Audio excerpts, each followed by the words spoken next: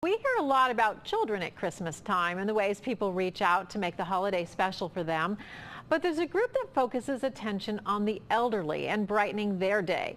Local 12's Angenette Levy shows us how a small army of volunteers spent their Christmas visiting older people so they won't spend the day alone. Angenette.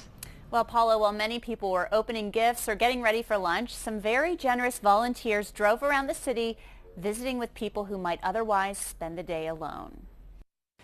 This Christmas morning, Ruth Holtel was a busy lady. This is what Christmas is all about. It's simply trying to spread the good news. Holtel's delivering meals and gifts to some older people who either don't have family in town or any family at all.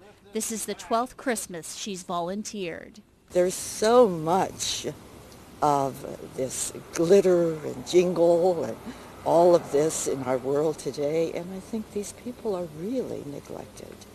Holtel volunteers with the Little Brothers Friends of the Elderly in Mount Airy, the organization's sole goal to relieve isolation and loneliness among the elderly. Hello, hello. Ruth Holtel's first stop, the home of John and Rowena Blaine. I try to be positive as much as I can. Holtel's been visiting the Blaines on Christmas for a few years. She exhibits the love of Christ in a very special way. Back at the Little Brothers headquarters, a small army of volunteers packed up more gifts for the elderly.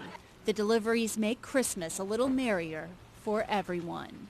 I think what I get out of it is the same that they get, and that is the peace and joy and love of Christ. That's the important thing, really. This was the 25th year that the Little Brothers Friends of the Elderly have delivered the meals on Christmas Day. All of the food is cooked at the organization's offices there in Mount Airy. Merry Christmas, Paula. Ah, Merry Christmas. I love that. Thank you, Angenette.